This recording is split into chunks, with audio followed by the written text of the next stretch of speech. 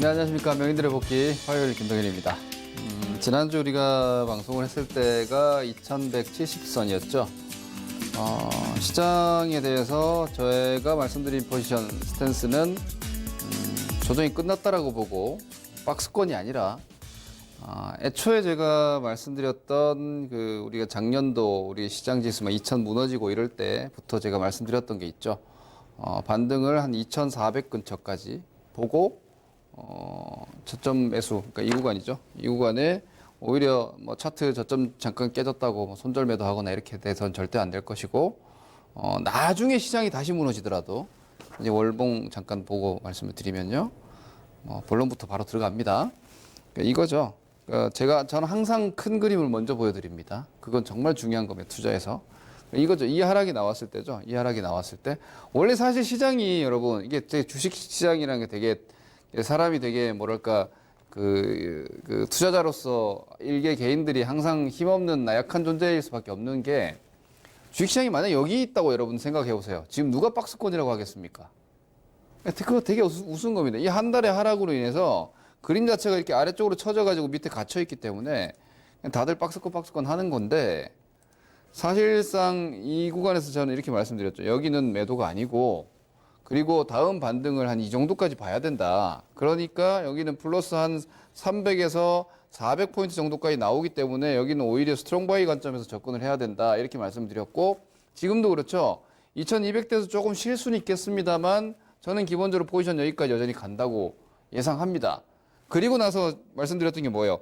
그 다음은 일단 뭐 모르겠다.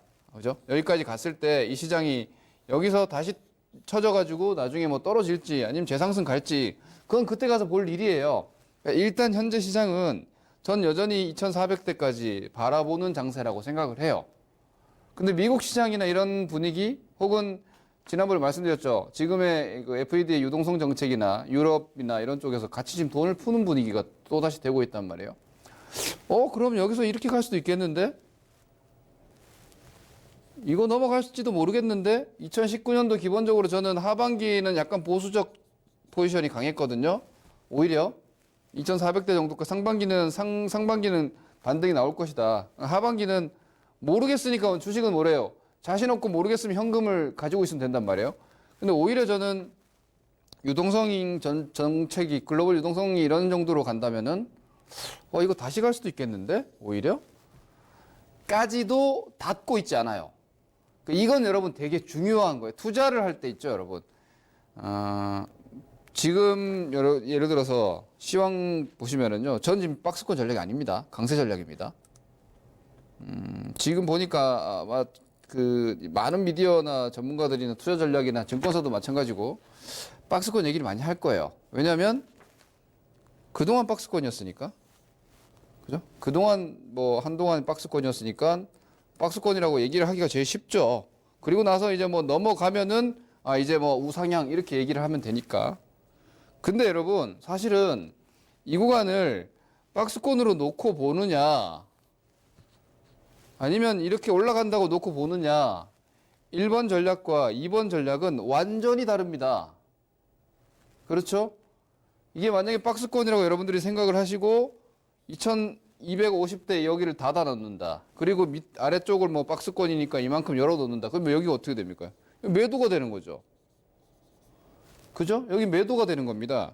제가 두 가지식으로 결론부터 말씀드리면은, 투자 전략부터 먼저 말씀을 드리면, 저는 내려봐야 2180이라고 생각하고요.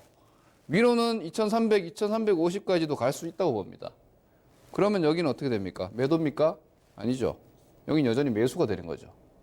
및 보유가 되는 거죠. 당연히 여기서 매수 및 보유 말씀드렸다시피 지금도 여전히 매도를 할 필요가 없는 거죠. 이렇게 되면은 종목을 볼 때 어떻게 됩니까? 지금 박스권이라고 만약에 예를 들어서 상단 2250 정도를 닫아버리고 전략적 판단을 하면 주식 팔아야 돼요. 좋은 움직임이 나오는 주식도 매수를 못하는 게 되고, 그렇지 않습니까, 여러분? 지금 2200대 중반에서 2100포인트대 중반까지면 마이너스 100포인트인데 여기 닫아놓고 여기 열어버리면 이게 마이너스 100포인트인데 여러분, 마이너스 100포인트를 예상하고 주식을 어떻게 사요? 그럼 여기서는 가지고 있는 걸 자꾸 팔려고 하실 거고, 만약에 박스권이라고 봐버린다면 저는 지금 구간을 박스권이라고 보는 거는 조금 업사이드 리스크가 크지 않나 오히려.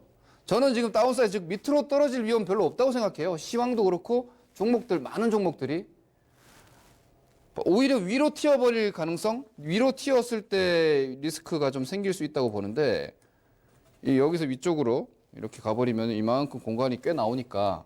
근데 여러분들이 여기 박스권이라고 보고 여기서 주식을 팔아버리면 어디서 잡을 거예요? 이런 자리에서 매도하면요, 여기서 중간에 올라타는 게 거의 불가능해져요. 그러면은 보통 사람들이 어떻게 생각하냐? 뭐 가를 때까지 일단 포기해야겠다. 그리고 나서 내려오면 사야지. 다 갔다가 내려오는데 왜 사요, 오히려? 그건 기다려야죠. 그러니까 반대로 가는 거예요. 내가 팔면 오르고 뭐 사면 내리고. 박스권에서 판단을 잘못하면은요, 딱 그렇게 돼요. 내가 팔면 올라가고 내가 사면 내리고 이렇게 될 수가 있는데 저는 지금 박스권 의견은 좀 반대입니다. 그 관점에서 쭉 보시면은 오늘 말씀드릴 내용들 좀 더 이해가 되실 겁니다. 자, 오늘 시장은 일단 뭐 서두에 좀 길게 말씀드렸으니까 간단하게 뭐 보합권 도지였습니다. 0.3% 플러스고요. 상승 종목도 보면 코스피가 2210포인트대니까 뭐 지수도 전일 대비 보합이고, 지금 보시면 지난주 후반 이번 주 초 다 이렇게 단봉이죠. 작은 봉으로 지금. 근데 5일선도 살아 있고요. 그림만 놓고 보세요. 단순하게. 요거 121선이에요. 121선 하락이 멈춘다 그랬죠, 지난주에. 멈췄습니다. 그죠? 이제 주가가 올라가게 되면은요. 아니야. 지금 정도 유지만 되더라도 121선이 이렇게 고개를 듭니다. 그리고 61선 초록색이에요. 61선 고개 들고 있죠. 61선과 빨간색 21선 배열 보십시오. 빨간색이 미세하게 위쪽에 있죠. 지금 5일선, 21선, 61선, 121선 기본 이평선 정배열입니다. 근데 그냥 정배열이 아니라 상향 정배열입니다. 이게 왜 박스장입니까? 즉, 자, 이거는 박스장일 수 있어요. 왜냐? 120이 이렇게 내려오죠. 그죠? 20이 이렇게 내려오죠. 여기서 주가가 치고 나가면 이건 저항을 받습니다. 아주 차트의 기본 아닙니까? 근데 지금은 보시면은 제반 이평 라인들이 다 우상향 상태예요. 이거는 치고 나가면 다 밀고 올라갈 수 있다는 얘기입니다. 우상향 확장이 나올 수 있다는 거예요. 이건 박스가 아닙니다. 저는 그렇게 판단합니다. 그래서 현재 기술적 구조는 우상향 상승세 지속되고 있다, 이렇게 판단을 하고 시장 접근을 좀 하시자, 이렇게 좀 말씀을 드리겠고요. 수급 보죠. 코스닥도 마찬가지입니다. 똑같습니다. 코스닥 어차피 뭐 지수에 대해서 전 많이 말씀드리진 않는데, 왜냐면은 바이오 편향적인 지수다 보니까 뭐 코스닥도 지금 고개 다 들고 있다, 이렇게 볼 수 있겠죠. 사실 저는 개인적으로 코스닥 지수에 대해서는 크게 의식하지 않습니다. 코스닥은 어차피 종목 싸움이기 때문에. 코스피 지수 뭐 그런 움직임이고요. 수급 제가 늘 말씀드리죠. 외국인이 지수의 방향을 결정한다. 자, 외국인 보십시오. 지난주에 우리가 방송했을 때 제가 이렇게 말씀드렸죠. 오랜만에 쌍거리가 들어왔다가 요 화요일 날 하루 기관들이 팔아가지고 종목들의 찬물을 끼얹었지만 외국인이 계속 사고 있다. 지금 보십시오. 외국인 계속 사죠. 근데 무슨 박스예요, 이게? 외국인 2천억씩 계속 들어오는데 이게 무슨 박스예요? 돌파 쪽으로 가능성을 놓고 가는 게 저는 맞다는 판단이고요. 기관이 이렇게 나가니까 오늘 같은 날도 종목 체감은 재미가 없지만 결국은 외국인의 이 힘으로 시장지수 2250대는 돌파될 가능성이 높다라고 판단을 하시는 게 현재 시간에서는 구간에서는 전략적으로 오히려 더 확률 높은 판단이라고 저는 보고 있습니다. 그냥 어떻게 보면 박스라는 게 사실 이렇게 투자 전략 제시하는 전문가들 입장에서는요, 되게 수월한 포지션이에요. 뭐 박스라고 하면은 뭐 넘어가면은 이제 넘어갔으니까 상승 이렇게 뭐 전략을 바꾸기가 쉬운데, 말씀드렸다시피 박스로 보느냐 돌파를 한다고 보느냐는 그 포지션이 완전히 다르기 때문에 저는 박스권이라는 전략은 좀 조심해야 된다고 생각해요. 어떻게 보면은 그냥 무난하게 이렇게 가기 좋지만 박스라고 보면 여기는 매도가 되는 거고 돌파라고 보면 여기는 매수가 되는 거예요. 포지션 완전 정반대가 되죠. 저는 돌파라고 예상을 하고, 지금은 여러분들이 두려움을 가지고 걱정을 하고 뭔가 조심을 하기보다는 오히려 좀 과감할 필요가 있다, 이렇게 보고 있으니까요. 그렇게 시황 판단, 지수 움직임은 판단을 하시고, 오늘 종목들도 좀 많으니까 바로 종목으로 넘어가면은 지수 이렇게 보니까 제가 그 ETF 포지션도 간간히 말씀드리고 있습니다. 실제로 매매 진행이 되고 있고요.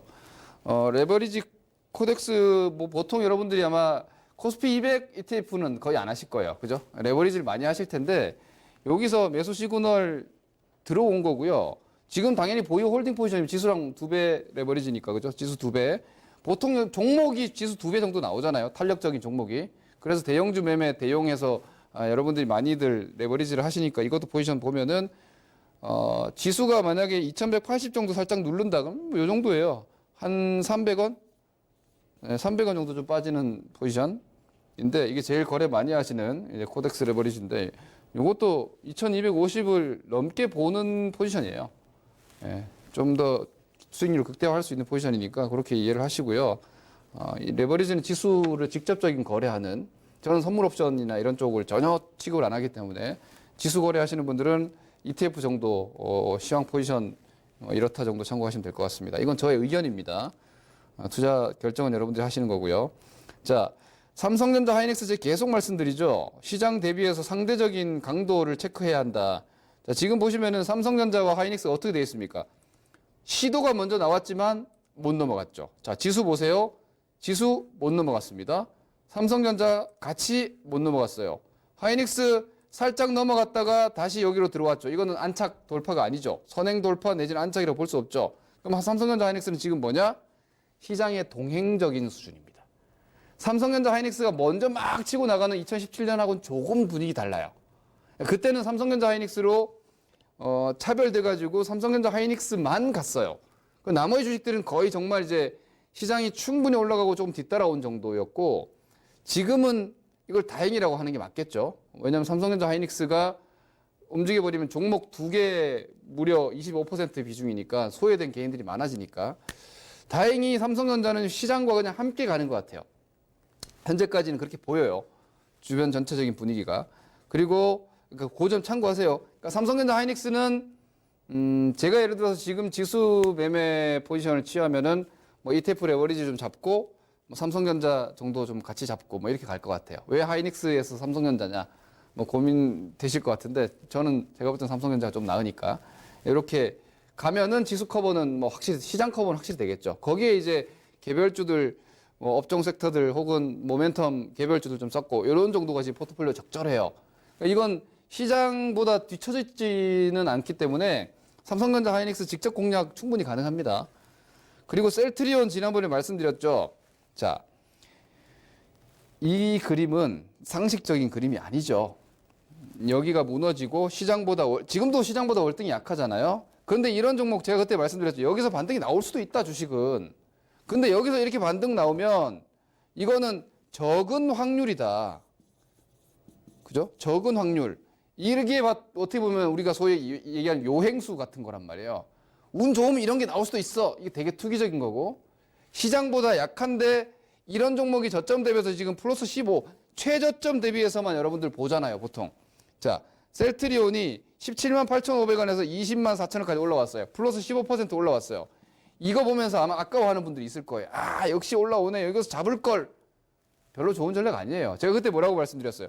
나중에 만약에 바이오가 다시 간다면은 셀트리온이 다시 정배열 들어가고 뭐 그러면 한 20만 원대 중반 여기서 하면 되는 겁니다. 여기서 가서 시장 주도주로 가면은 그때 매매하는 거지. 이거는 지수 교란이거든요. 근데 이건 어떤 의미냐? 만약에 셀트리온이 이렇게 갔다면 이건 차별화예요. 그죠? 왜? 차별화라는 게 뭡니까? 시장은 그냥 박스권 내지는 완만한데 한쪽이 마이너스 30%가 빠져버리면 어느 한쪽에서 플러스 30%가 나올 거 아니에요. 혹은 시장이 좀 올라간다면 플러스 40%, 50%가 나온단 말이에요. 그럼 한쪽은 죽고 한쪽은 살아나는 극단적 차별화가 되는 건데 지금 셀트리온을 살려놨다는 거는 그렇게까지 시장을 극단적으로 안 보내겠다는 거죠. 그러면 빠진 것도 올라오고 살아있는 거 견고하게 시장 속도 맞춰준다. 삼성전자 하이닉스. 그러니까 지금 시장은 차별화냐 순환매냐는 항상 되게 중요해요. 지금은 순환매 양상이에요. 대형주 시장 이렇게 이해를 하시면 됩니다. 보시면은 그 외에도 지금 이 바이오뿐만이 아니라 포스코 같은 것도 보세요. 완전히 소외 안 되잖아요. 삼성전자 하이닉스 IT 움직이고 바이오 반등 나오는데 굴뚝주들도 같이 반등 나와요. 그죠? 이거는 시장이 같이 움직여준다는 거죠. 거기에다가 신한지주를 포함해서 금융주, 증권주 같이 움직여요. 그런데 타이밍들이 다 조금씩 달라요. 어제는 IT 움직였다가 오늘은 금융주 움직였다가 그제는 지난주는 철강주 움직였다가 오늘은 뭐 내일은 바이오 움직였다가 이런 식이니까 지금 시장은 경기 민감주 시장 대형주들이 다 엎치락 뒤치락 하면서 순환매로 같이 움직이는 거니까 이럴 때 조심해야 되는 건 뭐예요? 저게 강하네 하고 대형주들을 막 쫓아다니시면 안 돼요. 그러면은 예를 들어서 뭐 어디 이렇게 뭐 놀이기구 타시든지 혹은 관광지 가면 줄 설 때 저 줄이 짧네 하고 옮겨가면 내 줄이 빨리 나가고 뭐 이렇게 돼버리잖아요. 딱 그런 상황이에요. 순환매라는 거는 그냥 다 같이 이렇게 줄이 짧아진다는 얘기예요. 그래서 좋은 주식들, 좋은 포지션 가지고 있으면은 순서대로 이렇게 돌아가는 시세니까 대형주 매매하시는 분들 지금 그걸 좀 조심하시고요. 다만 완전히 그 소외돼 있거나 지금 정도의 시장인데도 아직까지도 못 움직이고 있다면 그 종목은 상대적인 시세는 약한 거니까 그런 종목이 지금 주력이라면은 앞으로 전 개인적으로 장을 좋게 보니까 포트폴리오 조율을 좀 하는 그런 구간으로 보시면 될 것 같습니다. 그다음 호텔 신라나 LG생활건강 이런 것까지 지금 아직 안 죽었단 말이에요. 그죠? 보시다시피. 그러니까 지금 뭐 내수주, 굴뚝주, IT주, 금융주 뭐 이것저것 그냥 다 같이 움직여요. 시장 전체적으로 움직이는 시장 구간이다. 이렇게 보시면 되니까 대형주는 지금 사실 아주 압도적인 수익률 게임이라고 하긴 좀 부족합니다. 다만 괜찮은 시황 구조 하에서 웬만한 뭐 종목군들, 낙폭과대 경기 민감주들 뭐 이런 종목들 지금 사실 우리 시장 종목들 저평가되는 주식들 많거든요. 경기 우려 등등으로. 이런 종목들이 어느 정도 이렇게 같이 올라올 테니까 여러분들이 아마 평균적인 포트를 구성만 하고 있어도 시장 수익률 정도 나올 수 있어요. 근데 이제 그보다 더 강한 수익률을 추구하기 위해서 좀 더 적극적인 포트폴리오 운영 내지는 전략을 짜시는 데는 타이밍을 조금 늦추세요. 개별주들은 지금 수익률 게임이 이미 진행이 되고 있는데 대형주들은 아직까지 순환매니까 이 순환매가 한 바퀴 싹 돌고 나면 다시 이제 주도 역할을 하는 종목들이 먼저 치고 나가줄 거예요. 그런 쪽으로 좀 압축을 하거나 이런 식으로 조율을 하는 거니까 참고하시면 되겠습니다. 자, 그 다음 이제 코스닥 이 부분을 좀 말씀을 드릴 요소라서 5G 관련주가 지금 보시면은 전파기지국이라는 개별주가 오늘 상한가를 갔어요. 이게 이제 시장의 액션이 어떻게 나오느냐에 따라서 그 강도를 측정하는 건데 5G 관련주는 사실 오이솔루션이라든지 RFHIC 이런 종목들이 많이 그동안 움직였습니다. 이미 지금도 오이솔루션이 지금 보시다시피 사상 최고가를 기록하고 있어요. 그러니까 사상 최고가 기록하고 있는 종목군이기 때문에 이게 모멘텀 트레이딩 개별 중소형주 쪽에서는 탑픽입니다. 가장 좋은 업종 종목 섹터가 5G가 맞는데 근데 이렇게 밑에서 확장성이 나오고 있다는 거예요. 아주 사이즈 작은 종목, 뭐 1000억대 이런 종목을 지금 상한가까지 쳐주고 이런 분위기가 지금 5G 장비주, 5G가 약간 스펙트럼이 넓지 않습니까? 장비주도 있고 콘텐츠도 있고 그리고 통신주로 직접 연결은 안 되고 있는 것 같아요. 지금으로서는. 이런 쪽의 움직임들이 지금 활발하게 나오고 있는데 이쪽이 끝나기보다는 이제 초동기라고 하긴 좀 이르고요. 아직까지 시세가 진행되고 있는 것 같으니까 개별주 매매하시는 분들은 5G 쪽의 포지션은 반드시 좀 필요할 것 같아요. 이게 이제 지난번에 잠깐 떴던 뭐 수소차 이런 쪽보다도 오히려 스케일이 더 커 보이니까 개별 매매하시는 분들은 5G 관련 종목군들, 중소형주 매매하시는 분들은 5G 관련 종목들이 포지션에 분명히 좀 필요하지 않을까. 제 의견입니다. 한번 생각해 보시고요. 또 하나 오늘 시장의 특징적인 부분이 LG 디스플레이가 오늘 강하게 되게 어떻게 보면 타이밍상으로 보면은 참 어려운 자리에서 강하게 치고 나왔어요. 그러다 보니까 AP 시스템이나 SFA나 이런 종목들이 뭐 1월달, 2월달에 한번 반짝했다가 쉬었지 않습니까? 근데 이런 쪽이 사실 삼성 디스플레이는 상장이 안 돼 있으니까 실적도 부진했는데 LD플은 국내 어떻게 보면 디스플레이 전문 기업으로서는 어떻게 보면 대형사 중에서 유일하니까 그쪽에 연기금이나 외국인이 강하게 들어가니까 이런 종목들도 뭔가 힘이 빠지는 듯 하다가 좀 부활하는 모습. 자, 이런 거 보면은 지금 중소형주의 투자 심리는 상당히 뜨겁습니다. 저는 그렇게 판단합니다. 여러분들이 바이오주나 뭐 2차 전지나 이런 거 갖고 계신 분들은 뭐가 활발하다는 거지? 얘네 지금 다 꺾여 있는데? 라고 생각을 하실 수 있는데 실제로 중소형주의 엄청난 수익률 게임들이 저는 이렇게 말씀드리죠. 이미 앞에 산을 크게 만들어 놓은 이미 다 해먹고 빠져있는 중소형주 내지는 테마주가 아니라 새로운 종목들로 돈이 마구 몰려 들어가고 있다는 거예요. 그리고 대형주들은 지금 외국인 주도 구간이니까 뭔가 이렇게 눈치를 볼 수밖에 없어요. 중소 세력들이 시장을 끌고 갈 수가 없어요. 근데 어느 정도의 유동성만 있다면 중소형주들은 테마주 같은 것들은 돈으로 움직일 수 있기 때문에 그런 게 지금 보시다시피 뭐 OLED, 반도체 장비 그리고 그 초석에 깔려 있는 부분은 5G에서 비롯되는 전반적인 4차 산업 관련 섹터들 이게 대부분이 다 IT 쪽이거든요. 제가 옛날부터 말씀드렸지만 코스닥이나 중소형주 쪽이 근래 한 5년간 바이오 세상이었잖아요. 바이오 세상, 그죠? 근데 사실은 옛날부터 우리 시장에서 기술주나 테마주나 이런 쪽은 사실 IT 섹터, 장비, 부품 이런 쪽이 주를 이루었죠. 과거에 뭐 2000년대 초반 정도까지만 하더라도. 지금 벤처 활성화 새롭게 방안이라든지 이런 정책적인 부분들도 있고 시장의 유동성도 옛날과는 다르게 좀 재편되어 있기 때문에 이 부분에서 지금 움직이는 자금의 스케일이 저는 대체로 대형주 위주로만 포지셔닝을 실제로 거래는 하는데도 불구하고 이쪽을 좀 뭐 적은 비중으로라도 좀 커버를 해야 되나를 고민할 만큼 저는 이 움직임이 지금 좀 크게 나오고 있다고 보고 있어요. 그러니까 이런 장인데 이걸 박스로 머리 위로 이렇게 시장을 닫아놔 버리면요. 이런 거 보이는 거 다 못 잡는 거예요. 박스 상단인데 경계감 같은 게 들어서. 근데 수익률 게임이라는 거는 뭐 조금은 용감해야 되거든요. 시장이 만들어 놓은 이 그 전장에 뛰어들어서 싸웠을 때 그 수익을 가져갈 수 있기 때문에. 근데 이런 게 아무 때나 나오지 않잖아요. 주식시장이라는 게 수익률 게임이 1년 중에서 1년 12달 중에서 제대로 수익률 게임이 되는 기간이 한 두세 달도 채 안 되거든요. 그러니까 이런 움직임이 나왔을 때는 여러분들이 매매를 좀 파이팅 넘치게 할 필요가 있지 않나 저는 생각을 해요. 물론 실력이 따라주셔야 되고 종목을 보는 안목이 있어야겠지만 이런 움직임들이 저는 오늘 장세에서 뭐 기존에도 말씀드렸다시피 시황에서 좀 저는 오히려 공격적으로 좀 가도 된다라고 보는 입장인데 오히려 오늘 시장 보면서 이거 종목들의 움직임은 생각했던 것보다 훨씬 더 활발하게 지금 돌아가고 있다. 이렇게 판단을 하시고 매매를 한번 임해 보셔도 될 것 같습니다. 정리하자면요. 지수가 뭐 조정 받아도 한 2180인데 그거 다 매수 관점으로 보잖아요. 지수가 좀 밀렸을 때 매수를 할 시장이라면 굳이 팔 필요는 없는 거예요. 적극적인 매도 같은 것들은 저는 좀 반대하고요. 오히려 두려움 없는 공격 전략을 좀 가져가 보자.